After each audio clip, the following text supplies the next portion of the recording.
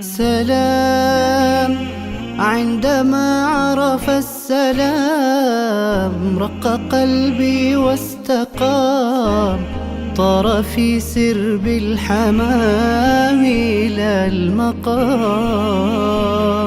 سلام في الملمات العتام، فاز من يرمي السهام، أيقظت ليل الظلام بلا كلام. سلام.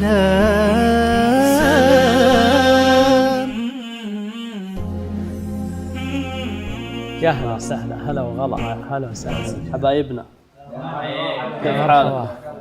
الله يحفظكم، والله اني احبكم في الله.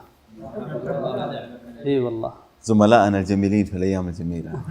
الله يسعدنا، جزاكم الله خير يا اخوان.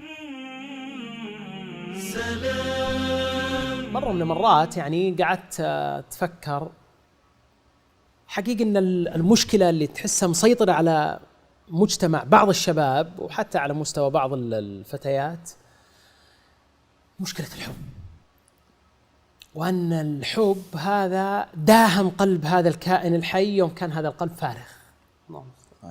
وتسأل هذا الشاب، يعني معليش خلينا نكون صراحة، تسأل هذا الشاب تقول كم لك؟ قال والله أنا تايه في غارات الحب من 10 سنوات. يا الله. طيب وش حصلت؟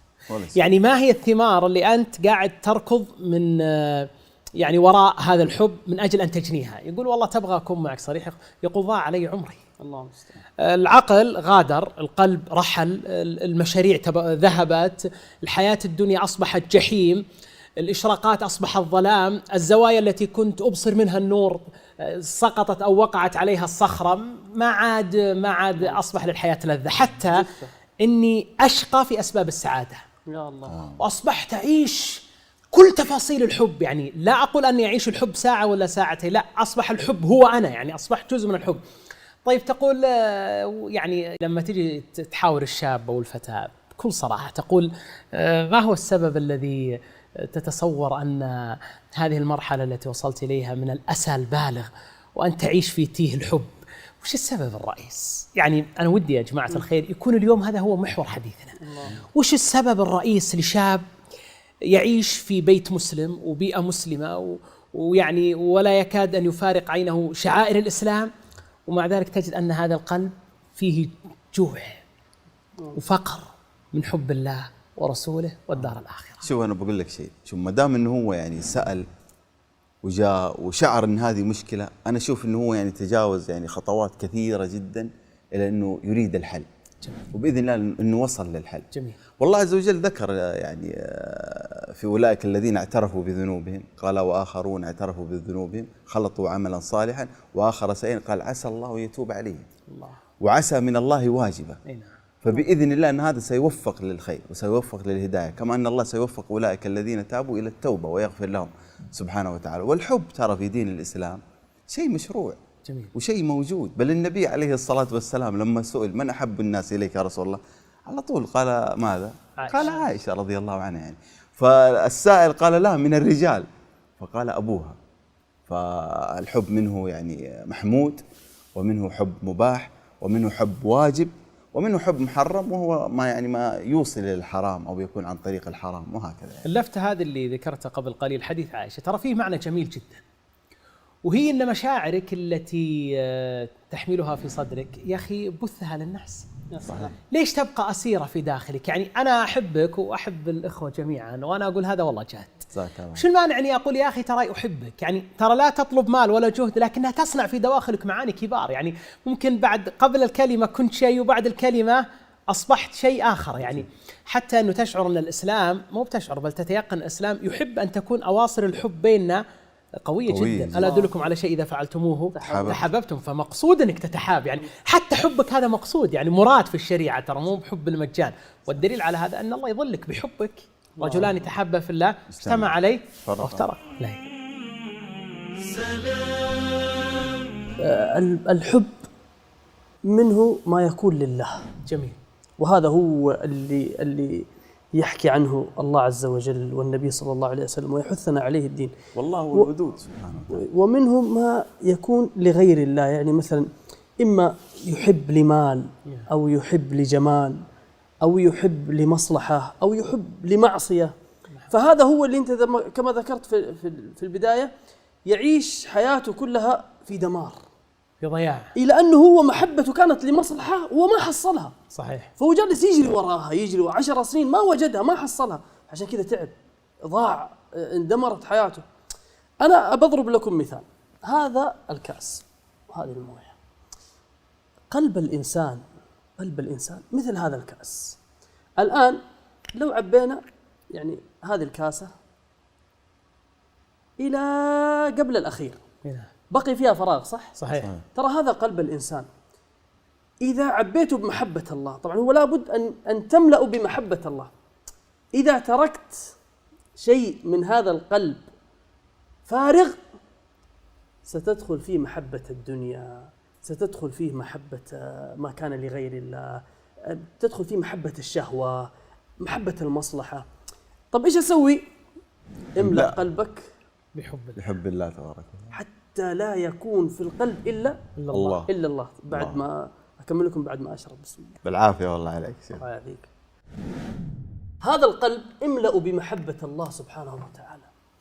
ما يمنع أني أنا أحبك، أحب والدي. أقول إن كان آباؤكم وأبناؤكم وإخوانكم وأزواجكم وعشيرتكم، هذولا قرابة ذول.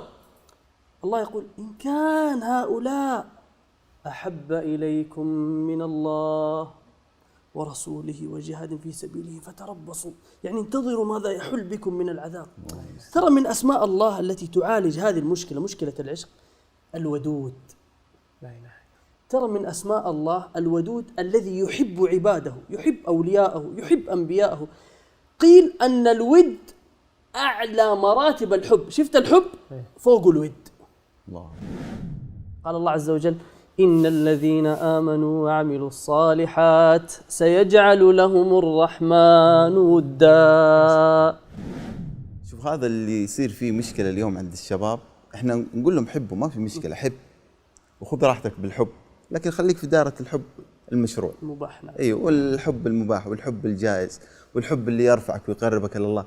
لا تجعل هذا الحب يدخلك في دائرة العذاب في الدنيا يا الله ويوصلك إلى العذاب في الآخر، نسأل الله السلامة والعافية. ولذلك اللي صراحة أنا أحزن عليهم وأسأل الله أن يسعدهم يوفقهم، يعني يخرجهم ما هم فيه. اللي نلقاهم دائما كاتبين على الجدران الحب عذاب. صحيح؟ فعلا ترى الحب عذاب، واللي كاتب عذبتني في ديتك، واللي كاتب ليتني ما حبيتك يخرب بيتك. الله المستعان. فهذه كلها بسبب ايش؟ الفراغ الذي في القلب، ما ملئ بالله، ما ملئ بحب الله تبارك وتعالى، ما ملئ بالعبادة، ما أشغل نفسه في الصالحات، فيما ينجيه، فيما يرقيه الدرجات عند الله تبارك، في إنه هو يصبح محبوب لله.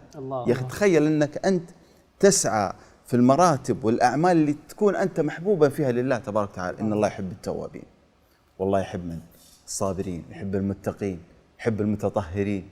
فلما تشغل نفسك بهذه الأمور حتى تصبح محبوب لله عز وجل، والله تسعد.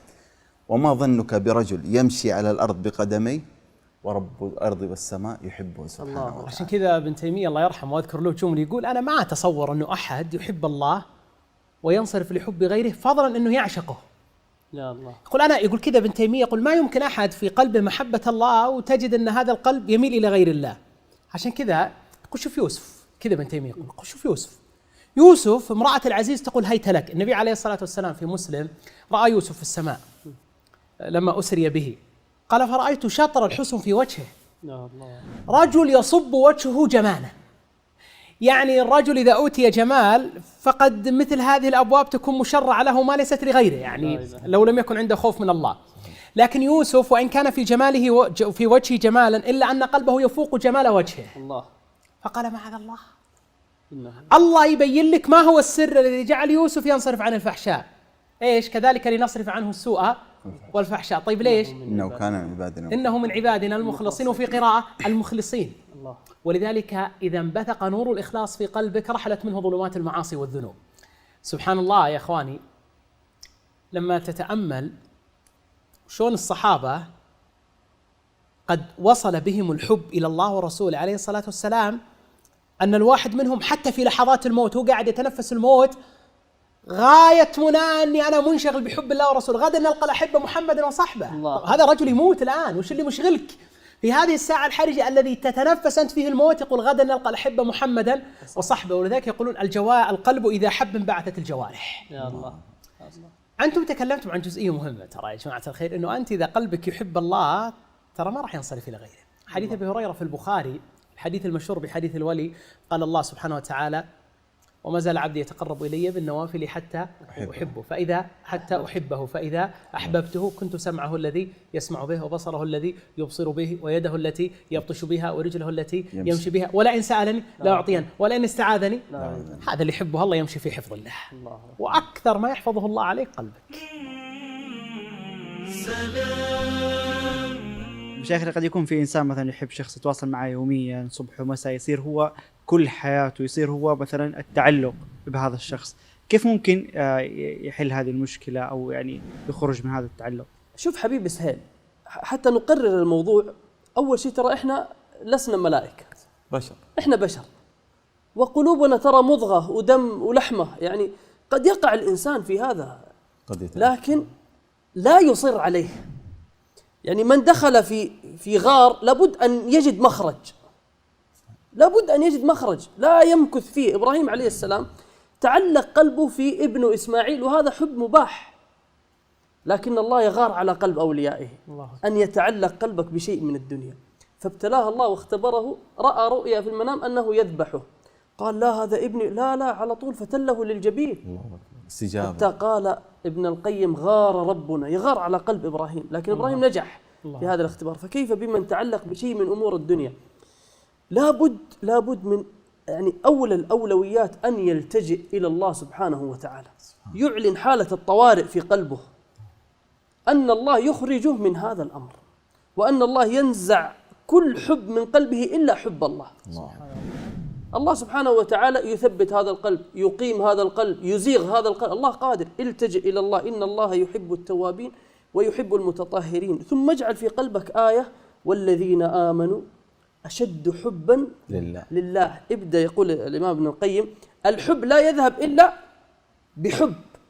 تبى تذهب هذا الحب بحب الله، تبى تذهب هذا التعلق بالتعلق بالله، واستشعر أن الله إذا أحبك نادى جبريل فيحبك، ثم جبريل ينادي أهل السماوات فيحبونك، ثم يطرح لك القبول في الأرض.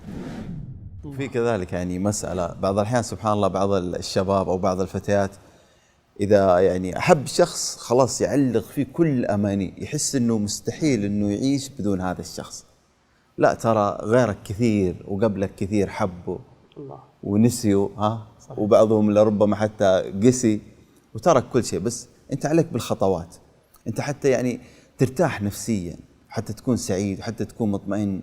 لأنه بالفعل يعني اللي يحب غير الله عز وجل ترى يتعب ويشقى. ويعني اقرأ في الأشعار واقرأ في الأمثال يعني في الحب الغير مشروع كم يعني سبب لهم من آلام وأحزان.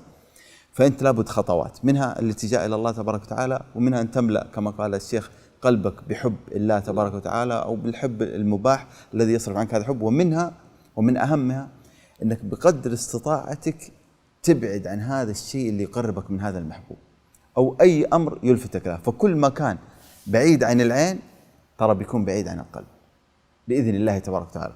فلو في هناك حسابات تدلك عليه، أو هناك صور، أو هناك رقم جوال، الباب اللي يجي منه الريح، الباب اللي يجي منه ريح سده واستريح. وأنت تتكلم وتقول إذا كنت بعيد، يعني كان محبوبك بعيد عن العين فسيكون بعيد عن القلب. صح. العين جسر منتهاه الصدر. صحيح. سبحان الله العظيم، هذا العين اللي احنا مستحقرين ومقللين من شأنه ترى هي بوابة القلب. وكنت متى أطلقت طرفك رائدا لقلبك يوما أتعبتك المناظر. يا الله. رأيت الذي لا كله أنت قادر عليه ولا عن بعضه أنت صابر. شوف شيء لا تقدر عليه كله ولا تصبر عن بعضه. لا. ولذلك سبحان الله العظيم، شوف تأمل أين ذكر الله جل وعلا الله نور السماوات والأرض، بعد أي آية؟ قل للمؤمنين يغضوا من أبصارهم. ولذلك يقول مجاهد: من غض بصره أورثه ذلك حب الله. كثير من الناس، وهذه علاج تيمي لهذه المشكلة، يقول أنا صحيح ترى تليت، ولكن الإشكالية أني فعلا فتحت صفحات ورأيت ودخلت مواقع وشفت وشاهدت، وأيضا يعني في يوم من الأيام كنت في الأسواق وفي التجمعات ووقعت عيني وزاغت. أنا هذا المكان وهذا المشهد غاب من سنوات عن عيني، لكنه ما زال في مخيلتي، وقلبي كلما تذكره بدأ يغلي. قال ابن تيمية: إنما يعود الإنسان إلى المعصية لبقايا في نفسه. يا الله. أنت صحيح هي خرجت من عينك لكنها ما زالت في قلبك. ولذلك والله الذي لا إله غيره أن من غض بصره وحفظ عينه وأغلق عليه يعني منافذ الشيطان، فإن الله سبحانه وتعالى سيحفظ عليه قلبه الله. ويلقي في فؤاده حبه، ويورثه ذلك الاستقرار والطمأنينة والحب لله ولرسوله وللدار الآخرة. الله. ومن جرب وجد، ومن وجد الله فماذا فقد، الله. ومن فقد الله ماذا ماذا وجد. وجد. الله يجزاكم خير. الله يا يحفظك. شيخ. الله يكتب أجرك. جزاكم الله خير. جزاكم الله خير يا اخوان. الله يسعدكم يا حبايبنا. سلام